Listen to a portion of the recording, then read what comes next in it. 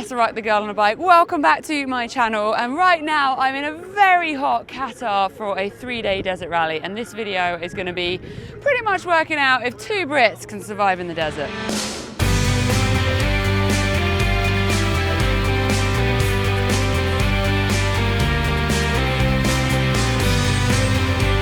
You'll notice that I'm now in another place in the world. If you've watched my last video, you'll have seen me exploring the Mint 400 over in Nevada, Las Vegas. Massive trophy trucks, 1,000 brake horsepower vehicles, and it was absolutely incredible behind the scenes with BF Goodrich tyres. If you haven't watched it, do check it out because it's a pretty epic video. But we are already on to the next adventure, which brings me to the Middle East here in Qatar for the International Baja, which is a 3-day desert race. I'm here with a really good buddy, Seats. I'll introduce you to him in a minute. But if you haven't seen him, you will be able to check him out in a whole load of my previous videos, such as Muddy Whales on the Pan America. What else have we done? There's a whole load. I'll figure it out and put some links in the comments so you can check out previous adventures with Seats. But in this video, we're going to be getting out into the desert on the 3-day rally. I'm on my Honda and I've just arrived in the Bivouac. I can already tell you it's going to be a very warm event. Now, this is actually the 2nd time I've done this event. If you want to see how it went last time round, the first time I ever did a desert rally, the first time I ever did roadbook, the first time I ever did sand dunes, I discovered that diarrhea is a real thing. Check out my previous video. Otherwise, let's get stuck into the race right now. It is a bit dark in here and really, really hot. Now, this is where my poor rally bike has had to live for pretty much 3 weeks, 4 weeks. So to get my bike out to Qatar obviously takes some logistics. The organisers have actually helped us out, and all of our bikes have been in this shipping container coming from the UK. They've been unloaded for us now. I'm going to make Seats fall over backwards walking out, and come and see Big Red. He's just been offloaded. Now, shipping a rally bike does have some requirements. You've got to get rid of all of the fuel, so there's nothing flammable in there. You've got to disconnect batteries. I've put a sexy bin bag over my nav tower as well, just to make sure the electrics and stuff in there is not getting hurt. But pretty much they come as they are. Scrutineering and sign-on is the first step that we've got to get through today. That will give us our emergency equipment that we're going to have to install, so the Stella. And then basically the goal right now is to make sure that Big Red is actually going to start. I'm going to actually get some graphics on. As you can see, he's looking a little bit naked. I didn't get them printed in time before we got boxed up. Seats' bike's right here. He's on his KTM. And we're going to be doing this adventure together. Now, you want to stay watching because Seats has never been in dunes before. And this is going to get fun.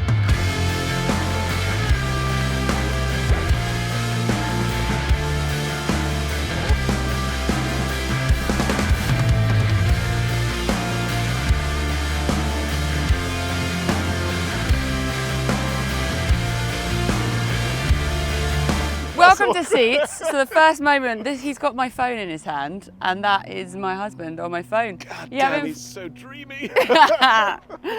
Oh, okay, we're wandering around in a really hot concrete car park. We have got our bikes, we've got our batteries connected.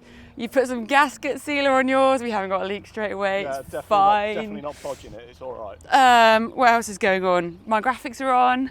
We're walking over to sign on now, and we're hoping to sneak in a tiny little bit earlier, which will give us a bit more time between admin and having our scrutineering of the bike to get the electrics in and stuff like that. But this is Seats, by the way.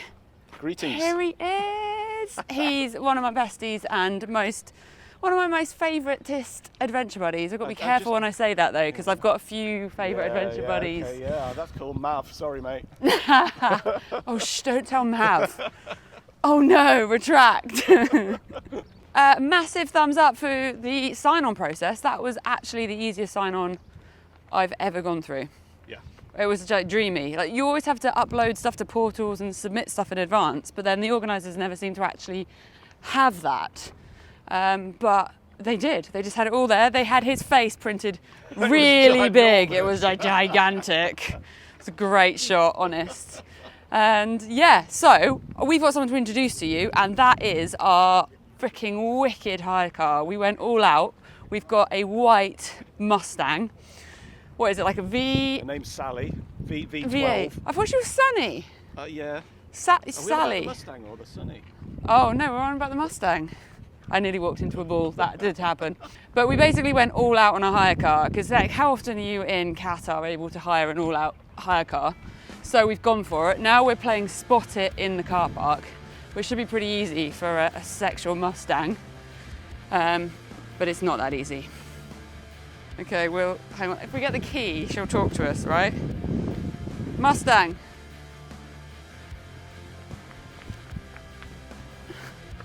It's just like a Mustang, right?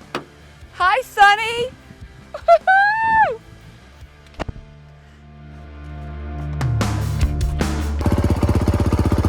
The biggest worry when you ship your bike out to a rally is whether she's going to run when you get there. Dreamy. Started straight up. No issues. Such a relief. Yeah? Yep. Safety flip-flops. So the bike's not wanting to start. What do? You rewired one of your terminals for the switch. Yeah. And that hasn't done it. Gonna try giving it a kick in his safety flip-flops. Don't try this at home. Come on, big boy. Do you want me to grab you a boot?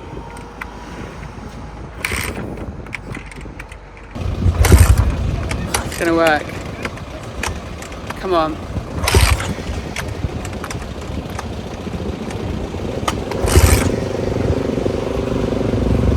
Okay, so the battery bike not starting diagnosis continues, but Seats, what have we just discovered? Just discovered that I haven't quite fully reconnected everything to the battery. Uh-oh. So I'm hoping that might be the issue. Yeah, the cable attached to the battery is a bit of an important one. So to ship them, you have to disconnect everything, and Mr. Seats missed the cable and reconnecting. But it means the good news is it's a really easy fix. And sometimes you might feel like an idiot with an easy fix, but an easy fix feeling like an idiot is better than... I'll take that. You take that over a hard fix. Yeah. And having to try and be really clever to solve it. Let's hope this was the issue. I mean, I put bets on it being the issue, you know, the cable not attached. It does look kind of obvious, doesn't it? So this is our bivouac area. You'll notice that we have incredible shade from that midday heat, aka no shade. But we do have a lot of sunscreen on so that we don't burn our little British skin and become the classic Brits aboard lobsters. Okay, the cable is reattached. How you feeling, Seats? I'm feeling a little bit more hopeful now because what I've actually done is I've actually connected the battery to the bike. Go on then. I mean, it nearly kickstarted, didn't it? Yeah, let's see if it works. Oh, teasing us.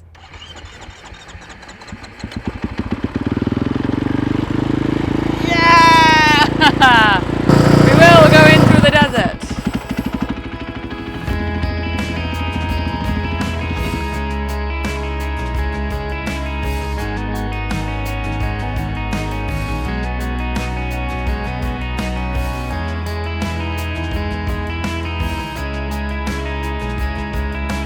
The bikes are ready to go, the bodies are ready to go. We are in the outfit. This is not a recommended outfit for a motorcycle, but we need to go about 100 meters over there to scrutineering, and they have to check our boots, our air vests. There's going to be a full video on this air vest, what it is, how it works, and why it's compulsory at these events. Helmet, I've got my first aid, emergency kit and stuff in my bag, and they'll be checking all the bike stuff as well. So it's time to head over and fingers crossed get a smooth scrutineering. Woo!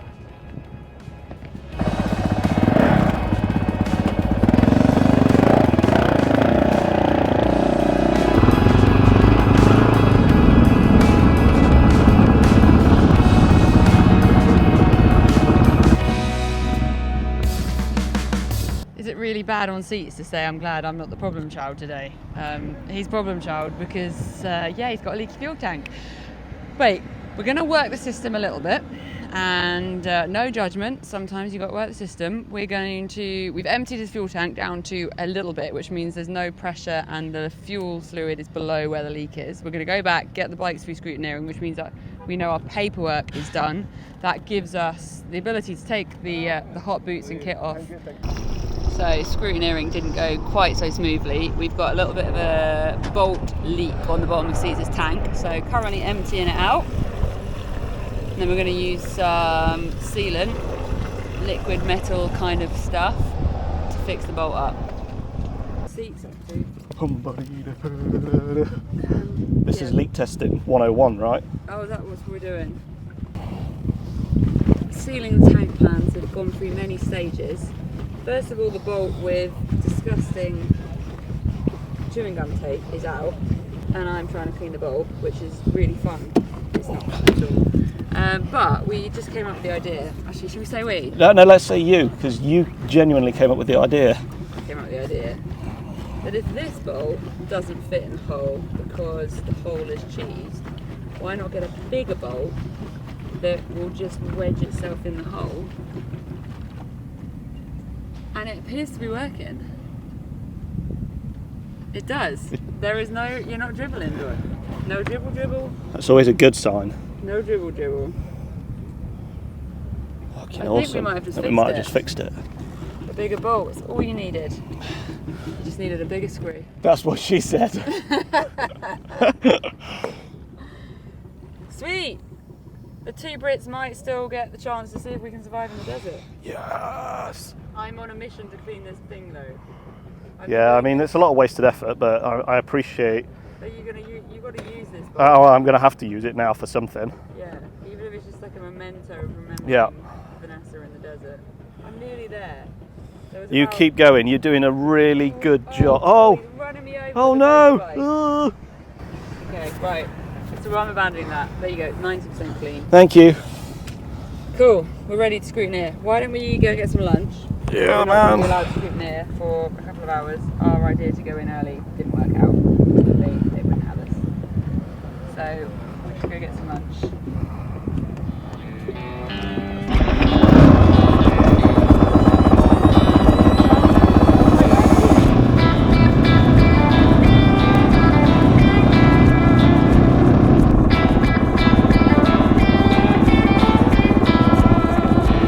They're not having any of that today, basically. So we will wait our time. Seats is in about 15 minutes and I'm in half an hour. It's going to be quite warm sat here for half an hour, but hopefully we might get in before that time. We'll see. You'll be able to hear in a moment one of the bikes starting up just here. One of the tests for scrutineering is the audio of the bike, and so they don't want really high decibel sounding bikes, which means you have to go bah, bah, bah, bah, bah, with the microphone. They're going to be checking, there we go, you can hear him go, checking FIM stickers and approval of helmet. Woo! Ragging it. Yeah, good. Really ready. Is this original? Yes. Yep.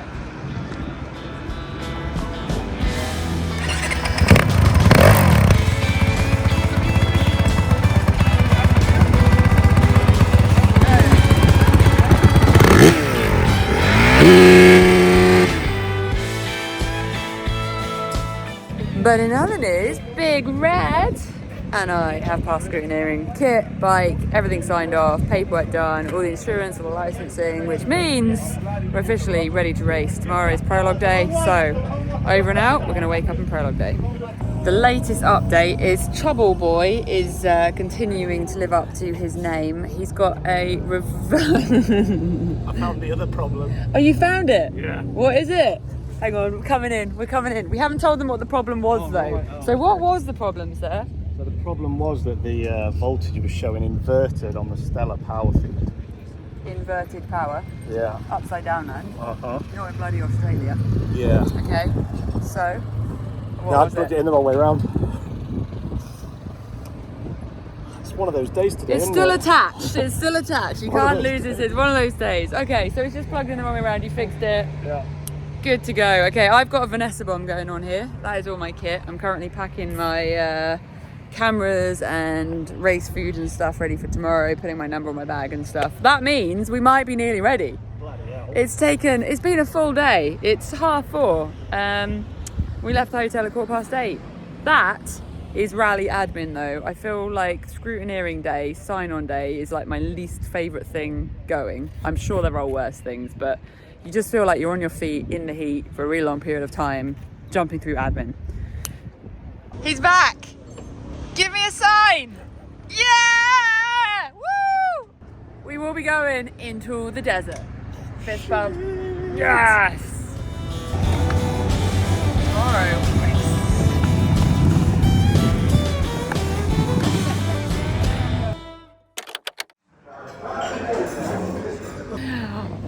Mad happy Vanessa right now. We've just stopped in a petrol station, which is like beautiful air conditioning, Caesar's here, we've got a coffee, and I've just discovered that they have my favourite protein bars in stock. Coffee and a protein bar, air conditioning, feeling like a queen right now. Who wants a bivouac tour? Okay, so everyone is rocked up. We are in a car park next to the La Salle Stadium, and this is where the bivouac is. Now, everybody has come with lovely shade and all of that kind of stuff, but us Brits, who are the ones most likely to burn, zero shade at all, but thankfully factor 50 was invented many years ago, so we're not getting burnt. As you walk around the bivouac, there's all kinds of motorcycles. I think we've got 52 motorbikes running in this race. So there's a beta going past now. Whoop, whoop. There's actually quite a lot of rally replicas running in this event. So we've got a couple over here, and the reason why is that this is a really nice 3-day desert rally, so you get loads of people that are training for the Dakar, doing that kind of stuff, wanting to come out here. I love this purple one, it's got some really cool graphics. So we've got a good example. Now, tyres, probably worth mentioning those. I am running the Michelin Desert tyres for this race. They are the same tyres that I ran for the Tunisia Desert Challenge and also Rally de Maroc. Now, I pick them because they're really hard-wearing, versatile tyre, because they're made to hit the rocks and the kind of hard impacts that you're going to get out in the desert, but they also handle the dunes really well as well. Now, I don't know if anyone else is experiencing this, but tyres are like unicorn dust right now, or unicorn poop, or whatever it is that you meant to say. Really hard to get hold of. So I'm actually running a used Michelin Desert tyre for this. Now, this is kind of a bit of a jolly and a fun. It's an awesome bit of training here with bestie Adventure Buddy seats. So I'm going for the fact that I've got a worn tyre. Train hard, race easy, right? I'm saving my fresh rubber for the Morocco Desert Challenge next month. We've got Red Bull in the house. It wouldn't be an extreme race without some Red Bull presence. Let's see if we've got a Red Bull in the freezer. Oh, someone's already nabbed it all. Oh well, Red Bull, if you want to sponsor me, I'm open for offers. Anyway, so that's kind of the bike side of the bivouac. The bit where it gets really exciting is at the other end of the bivouac, where the trucks and side-by-sides are. Now, I am fully addicted to life on two wheels. Do not worry, motorbikes are not leaving my life, but you probably have noticed that I've started to get into four wheels a little bit more with the Bowler Defender Rally Series in the UK. As a motorcycle rider, the skills you have on navigating, reading the terrain, racing, getting out into the desert massively propel you on four wheels. I'm realizing that already. But I think the biggest part of my excitement right now is that the trucks are just so mesmerizingly sexual, especially when they drive past and you've got that engine and the growl, and they're just so aggressive and pimped, and they've got massive tires and huge suspension, and let's go see some of them. Okay, we're into the four-wheel side of the bivouac. You'll immediately see that the infrastructure and the setup to do a rally on four wheels is like that much bigger than two wheels. The mechanics to keep them going, the engineers, the size of tyres, the knowledge, you're massively escalating. God, I love those sounds. So yeah, we've got a whole load of side-by-sides here. And up ahead, we start to get into the cars. Okay, getting into rally can be pretty intimidating. There's a lot going on, there's a lot of knowledge and stuff like that. So I have created an opportunity for you to, if you want to, come and do a rally with me. It's the Bosnia Rally later in the year. The link and the details will be in the description below. But basically, you can come and do a rally raid with me in Bosnia, have an awesome time. You need to have no experience in rally at all, or you can be an expert in rally, but you just want to come and maybe hang out with me for the week. I will be there to help you, support you in everything that you need to know. You can have full bike rental, you can have bike transport, you can hire a bike, or you can bring your own bike. Loads of different options. So check out the information, and hopefully I'll see you in Bosnia. Now is where it starts to get really exciting. Look at these absolute weapons. The tyres on that are up to my hip. Monsters, monsters. It's interesting to see. Now, if you've seen my previous video, you'll have seen me at the Mint 400 out in Nevada, and all of the top cars that finished that race were running BF Goodrich tyres. They're on the same ones out here. It just kind of shows that when you make the tyre that's good for the job, they all run them. Okay, time check. It is 3 minutes past 12, which means we have an hour and 12 minutes, quick maths, to get the bikes into Park Ferme, be all kitted up, bladder's ready to go. Not this bladder, drinking bladder. So let's go, get ready to race. I'm having a moment. I'm in the ladies' toilet, which are air-conditioned. Pretty amazing out in Qatar, air-conditioned toilets. But I'm having a bit of a moment because my hip has been really bad the last few days. You all know my story, my background. I live and manage chronic pain on a daily basis after being hit by the car. You can check out my video for the full story of my accident, but it's in my past that I battle with every hour of every day. And I generally would say I'm really strong at coping with it and pushing through, and not pushing through the pain in a way that's stupid, but in a way that's like, it is my home and my body. My body hurts as a result of my past, but I don't want to let it stop me making the most of every day and pushing on. And if I quit and sat on the sofa at home, I still have pain, maybe a bit less pain than the extreme stuff I put it through, but my mental health would be so much worse. So I make the decision to push on, but my hip's been particularly bad the last few days. Seats has been amazing at being like, Vanessa, do you need to take another painkiller? Probably, because actually when you're in pain, it's really easy to have a slightly less excited face, or maybe be grumpy. Hopefully I've not been grumpy at him, but anyway, I'm just having a moment because I'm struggling, and I have a lot of days and a lot of moments where I feel like I should just give up.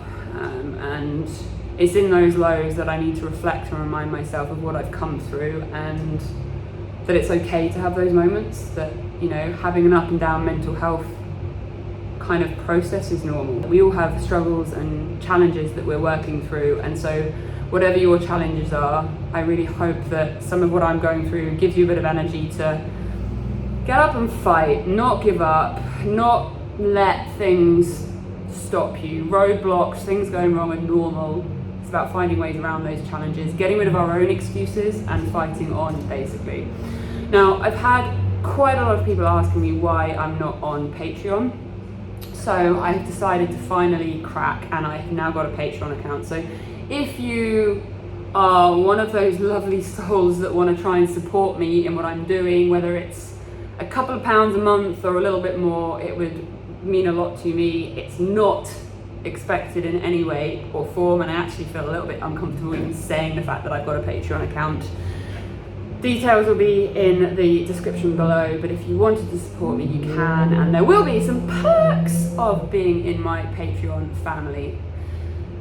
Anyway, I'm going to just take a couple of moments. We've got an hour until we're on the bike saddled up, and I need to do a little bit of mindfulness and meditation to try and process my hip pain right now, because I'm here and I'm racing.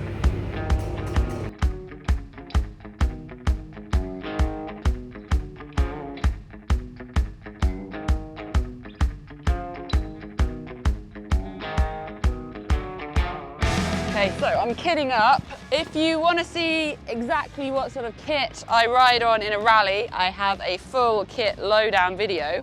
However, for this rally and the bigger sand rallies, there is a really important compulsory piece of kit that isn't included in that video, because in the Dinaric rally, oh gosh, never put a top on before with sunglasses. You don't need an air vest. So I've got the Alpine Stars one. It's a pretty substantial, solid piece of kit. I've had an off on this before, and I am actually, because of interest, going to do a full video dedicated to a bit more of the specs about this thing. But the key bit of information is that the brain and the technology in this air vest is so good that it will know to deploy before I've even hit the ground. Now, I had an off at Rally de Maroc where it did deploy, and I can confirm that I don't think I would have walked away or carried on riding if I hadn't had it on. My left shoulder went black and I had an air vest on. So there's a reason that for Dakar and all of these trips, these big desert races, it's compulsory kit. It's literally saving people's lives. So check out the other video for a full lowdown on, it's really hard to talk and do a zip up, it seems. I'm going into like 2-year-old mode. Hang on, moving my snood. So this has got full armor in it as well, as you can see. We're getting close to off the mark, but that is what an air vest looks like. It's a little bit warmer than a normal body armor, but it's life-saving. So I'll wear that, got a jersey over the top, and then I have 23 minutes till my start time. So what I always try and do is get ready earlier so that I have about 20 minutes. I'm gonna do another fail. Oh no, I did it! Got my own jersey on. Look at me go. I always try and get ready with enough time to know that I'm 100% ready and sit and chill, because there's nothing more stressful than knowing that you've got a start time and you're running late.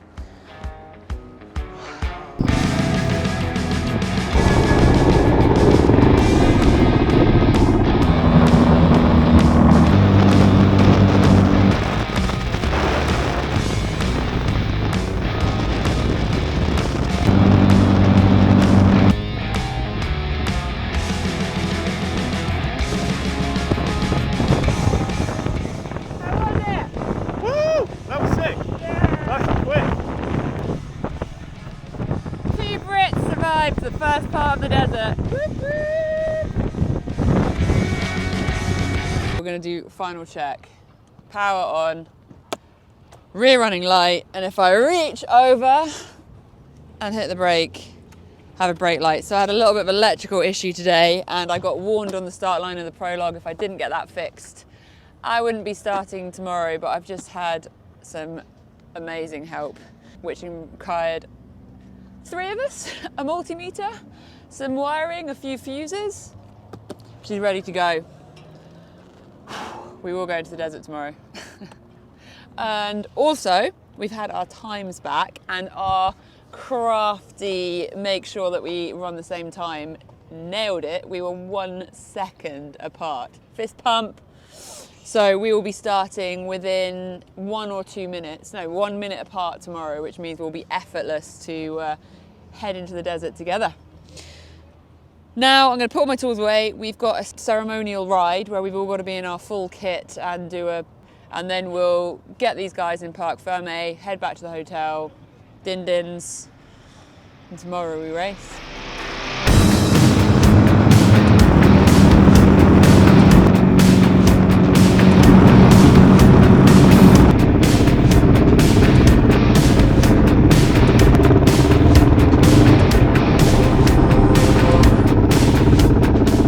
So we're in town, which is a beautiful town. Like, Qatar really is stunning. We got a ceremonial start, and I'm double filming! Woohoo!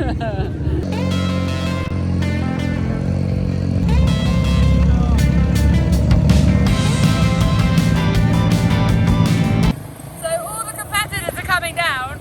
I forgot to bring a mic with me, so hopefully you can hear me. But we're in downtown. There's a big stage up there. We don't really know what we're going to do, but I would have thought Qatar are pretty excited, honoured, proud of the fact that they've got a big rally on. So they're showing it off, and we're part of that because we've travelled from all over the world to come and race in this country. So maybe we're going to have to ride up over the stage or something. Wheelies up the stage. Okay, so how did Vanessa die? She tried to do a wheelie on the stage.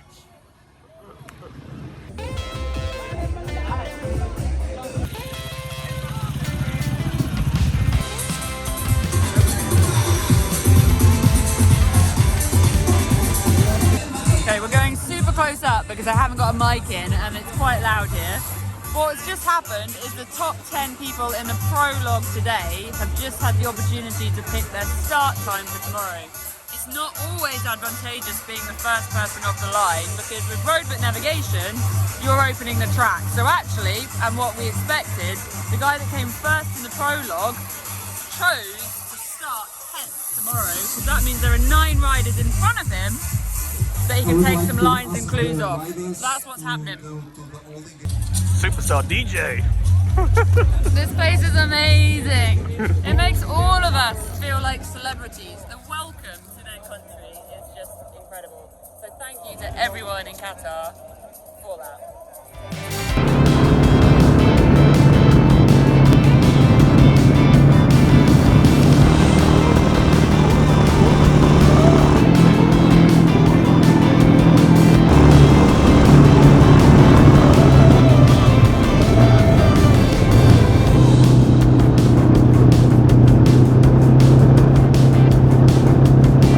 Back from the ceremonial event, and that was just absolutely incredible. I just feel like the country has welcomed us so incredibly. All of the pedestrians going past, really excited to see the bikes, meet us, talk, take selfies. Super cool to see a load of my followers there as well. So if I saw you, hey, shout out in the video. With all things rally, it's all about trying to deprive your sleep, trip you up, not trip you up, but make things a little less smooth than they maybe always need to be. So classic, it's 8:05 now. All we've done is an 8K Prologue today, but we've been in the Bivouac from pretty much 9 AM till 8 PM. So we're going to be fueling up, the jerry cans ready to have in the service pit, getting back to the hotel and eating, going to sleep.